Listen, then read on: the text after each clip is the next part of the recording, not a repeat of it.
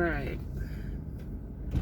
Part 3 of I Was Going to Marry a Rich Man.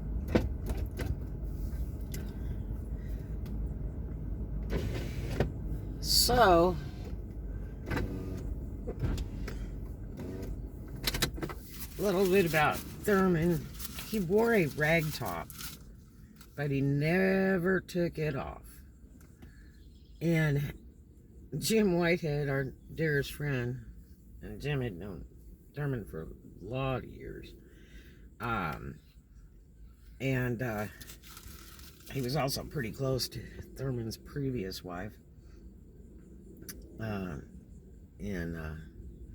used to say she was a hooker all the time, a professional hooker or something. But, and Sue, she's passed away from what I can see on the internet. That was his ex-wife. And anyway, Jimmy used to always tell him, I don't know why you wear that stupid damn thing. Why don't you just go without it? He's like, it looks so fake. And Thurman refused. He would not. And I mean, here's what's funny.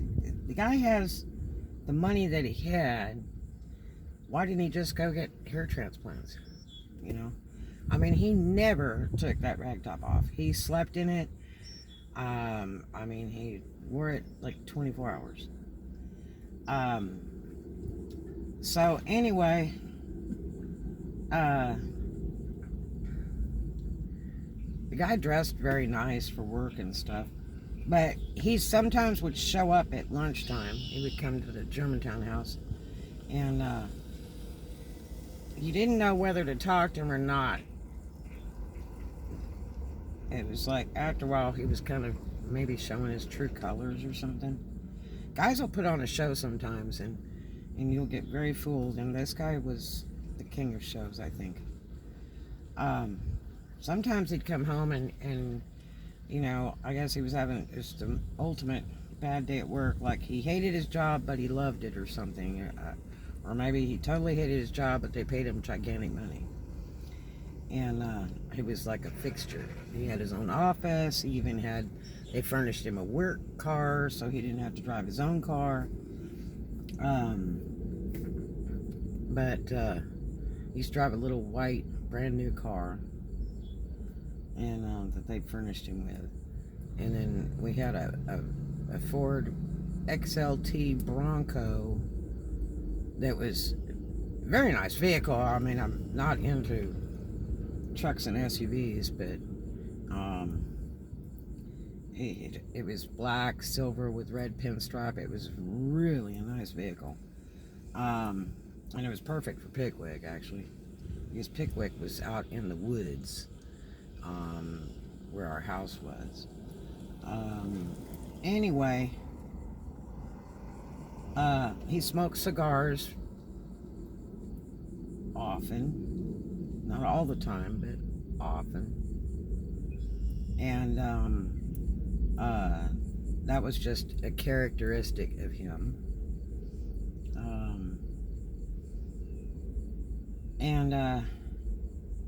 Sometimes he would just appear for lunch at the house, almost like he was checking up on me or something at the Germantown house.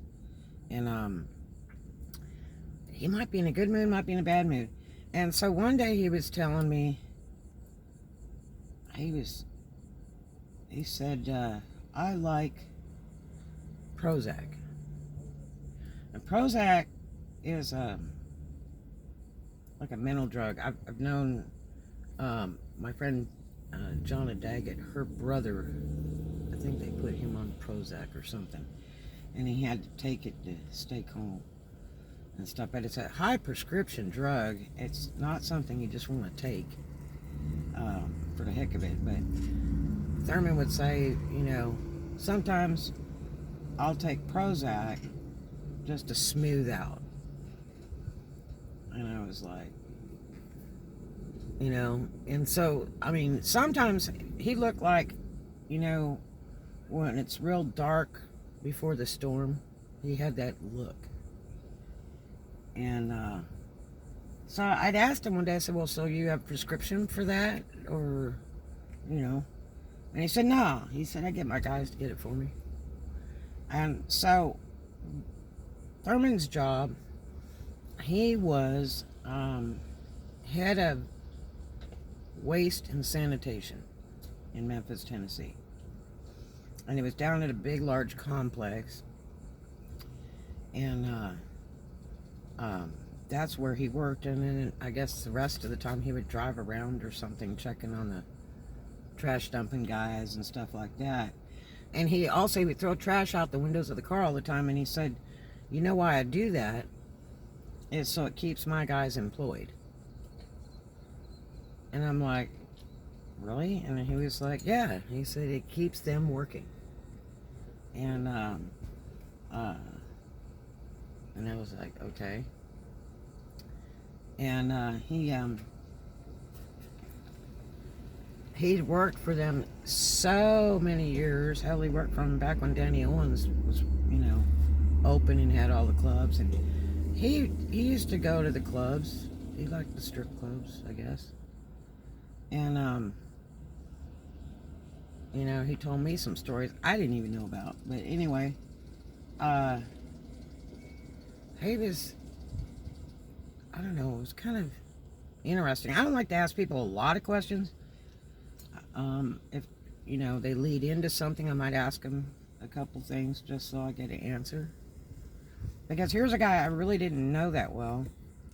And he was one of my so-called dearest friends, Kathy Stotts, who was telling me, oh, you really need to be with a rich man and let somebody take care of you for once so you don't have to work your butt off. And, it's hard with kids and all this kind of crap. And so, for me, it was like, I'm just not seeing it, my ex-fiance had left me for a rich girl that was a dog. And I was like, God, if you're going to replace me, find something that looks better than me for sure. So then I don't feel so bad, I mean, I'd say, well, she's better looking than me. But no, I mean, pure bow wow. And this girl and her family was worth tons of money. And he admitted that that's what he was doing. And I'm like, well, if you want to take that big spin for the wheel, you just go right ahead. But anyway, so Kathy was all for it. She just thought it was the greatest thing in the world. And, I wouldn't have to work if I didn't want to and all that. I'm like, well, I don't know about all that. And so I like to work, make my own money, buy my own things. I don't want to really have to ask anybody for something. Sure, we all want that Prince Charming and that brings the roses and does nice things and all that. But, I mean, I've always just wanted to make sure I had my own. Ever since years ago when Ron said the door swings both ways and leave the link in here. I would never let that happen to me again. So, from time to time, I had a 77 Camaro. And I'm trying to remember if it was hit then. Yeah, as a matter of fact, it still had some damage left to it from when the tractor trailer backed into it on the fire wreck on the expressway in Memphis. And, I turned wrenches on it a lot. And I had bought it cash outright kind of thing. And I had bought it in Oklahoma. And I got a lawsuit payoff. And it's about the only thing I had out of that lawsuit. My friend stole that money. Thousands of dollars. And so, Thurman, he would on occasion say, why don't you let me have that car and restore it? I got a paint shop buddy and he will repaint it just the same color that it is and all that. And then he said if he'll just sign it over to me. And I was like, why would I want to sign it over to you? He said, so I can restore it. And I was like, And I think that was in one of his drunk moments. Now, he didn't really drink when we were first together. And people would make comments all the time. They would say, God, how do you keep him like that? I'm like, huh? It turned out he was putting on the show. He was trying to be a good boy. It was like the lead into the deal or something. Um, one day, uh, my daughter and him, he had bought a three-wheeler. I guess it was a three-wheeler little dirt thing. Not a four-wheeler, but a three-wheeler. And I was cooking or something at the Pickwick house, and he wanted to go play with the three-wheeler in front of the house. And then, I said, well, I don't want my daughter riding it. She's too young. And he's like, oh, we'll be fine. Da-da-da-da-da. So, I don't know, about 30 minutes later, they come back, and she was crying her eyeballs out and holding her arm up or something. And he was drunk and laughing his head off. And I was like, what is going on? And she's screaming, bawling, crying, and he said some story about they were riding together on the three-wheeler. I said, why was she on the three-wheeler? He's like, oh, it's nothing. We were just having fun. And then he claimed that, the house was on a cliff overlooking Pickwick Dam and the lake and everything. And I mean, it's not like we ever hiked down the cliff or something. It would be falling down the cliff. And there's some unfinished property around the back end of the house. It was just, raw nature kind of thing. And he claimed that they got caught in one of the dugout things there on the back of the house and flipped the three-wheeler and then landed on her hand or something. And so that was an interesting day. We had to drive back into Memphis from Pickwick, which is out by Corinth, Mississippi. And I mean, I'm like hightailing it. My daughter's crying her eyeballs out in the back, just, screams and crying all the way to Memphis. And he felt really terrible. He was like, Jesus, I really feel bad. And he's like, I'll pay. I said, well, I hope her arm's not broken. And I mean, I was just in tears, and I'm the one that's driving. I'm driving that Bronco. We're hightailing it back to Memphis and get to the hospital, to the emergency room, get her in there, and then they're like, well, do you have insurance? And it's like, no. He always talked about putting us on his insurance with the city because it covers everything. And so he said, I'll pay for it, and I don't know. We might still owe that bill to this day. But anyway, went to see the doctor and all that, and Thurman was like real quiet. And the doctor said, well, I believe that she's like sprained her thumb or something like that. And I said, you sure it's not broken? Because she is crying her eyeballs out and screaming in pain. And he's like, no, I believe it's like sprained or something. And so anyway, I think he put a little wrap on it or something. And then that was it. And then when we went to check out, Thurman's like, I'll pay for it. I'll pay cash, whatever. It's my fault, And so, to this day, I wonder what really happened that day. Because when I went back and looked at that, like dugout there behind the house, I just couldn't imagine how he would even consider taking her around that and then flipping the three-wheeler. I just couldn't picture it. There's a few times I walked down there to go look, even after that, and I was just like, not even a blind drunk man would do some stupid shit like that. So I don't know. Maybe there was another story to that, and I'll probably never know that story because she'll probably never tell. But, usually when you think things or feel things in your lifetime, in your heart, they're usually true. Now, I'm not trying to make you paranoid or anything else like that, but But I'm just telling you, a lot of times in my life, when I feel something or think something, usually I'm right. I guess kind of like my daddy, you know. You try to sit there and puzzle it out and try to get all ends of the situation, but for some reason you're thinking in another direction, and usually you're right. So, Thurman would, on occasion, when we'd go out to Pickwick, because he was always straight all week, because he worked, and he was always grouchy, so you knew he wasn't drunk. But come the weekend, he was all happy-go-lucky as soon as we could get out of Germantown. Just getting in the car on the way to Pickwick, just riding his whole day. And he dressed entirely different. He wore clothes like young people would wear. It was really strange. He dressed like a kid. And then from classic gentleman to a kid.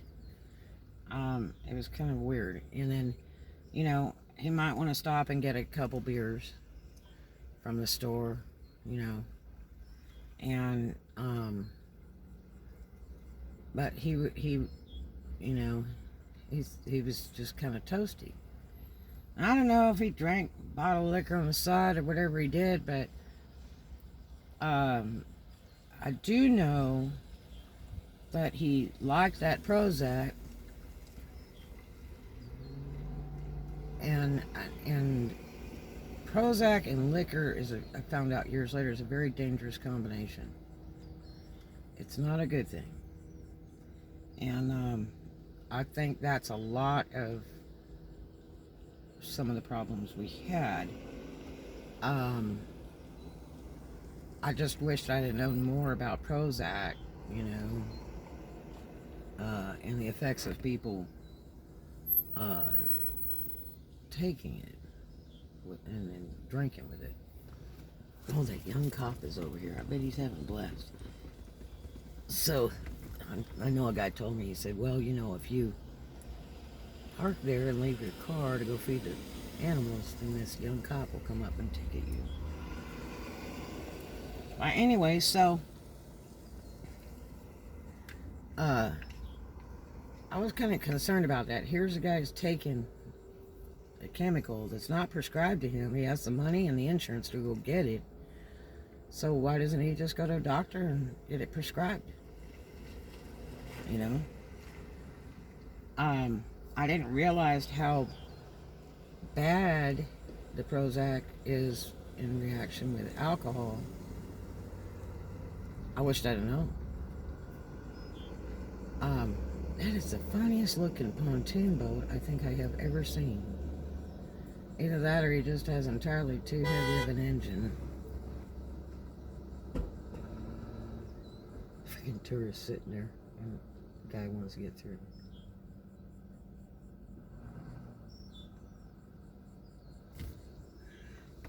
So,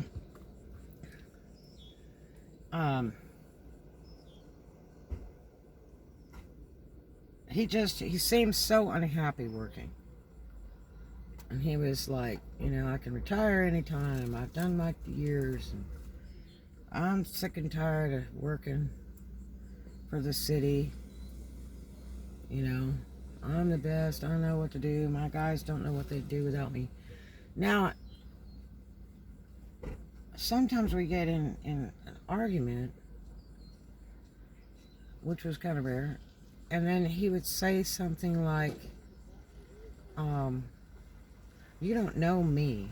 I have power, and my guys work for me, and I will send all my black guys down to rape you and stuff. And I was like, does this guy realize what he's saying? And does he have this kind of power? And, I would tell him, you are nothing but the king of trash. That's all you are. and you couldn't have anybody unless you bought them. And I said, you know, if you could be a real person, a nice person, then, you know, you might be able to find somebody nice. So,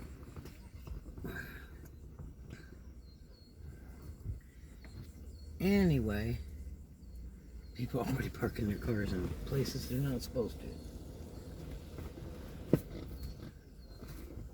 And that cop is right back there.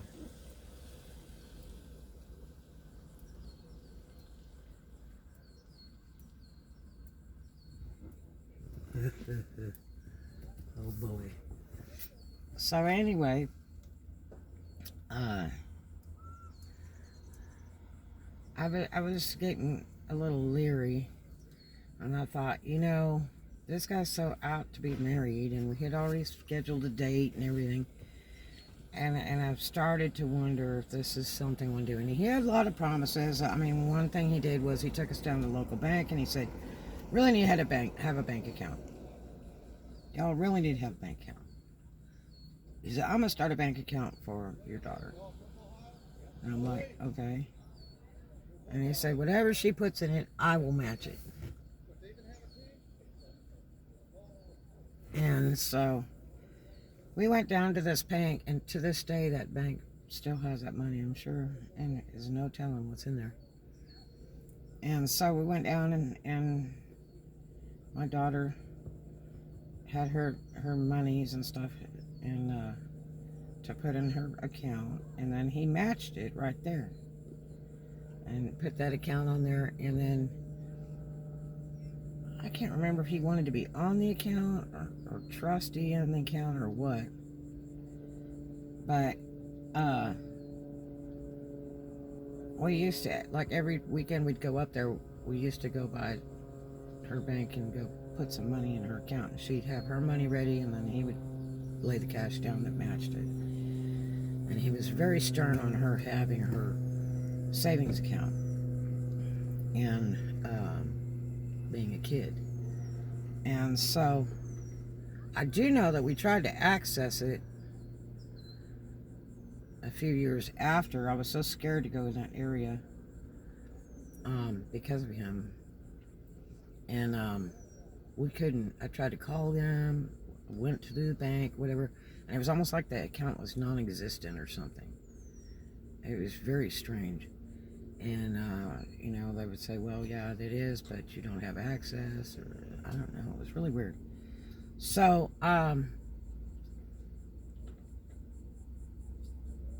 it was just, I wasn't thoroughly happy with this guy. I mean, he did some really neat things, would bring me flowers, and, you know, there was no dollar amount that would bother him spending on my daughter, like buying stupid $200 shoes on a kid that grows all the time. You don't buy little kids high dollar stuff like that because they grow right out of it. It's just stupid. I mean, sometimes I grow out of their shoes in a month or 2 months. It doesn't make any sense to be spending that kind of money. So, but, you know, it's his money. I guess he'd do what he wants. But it aggravated me. And it just kept echoing back in my mind when Silverado kids said, check her panties, check her panties. I'm telling you, I didn't understand what that meant.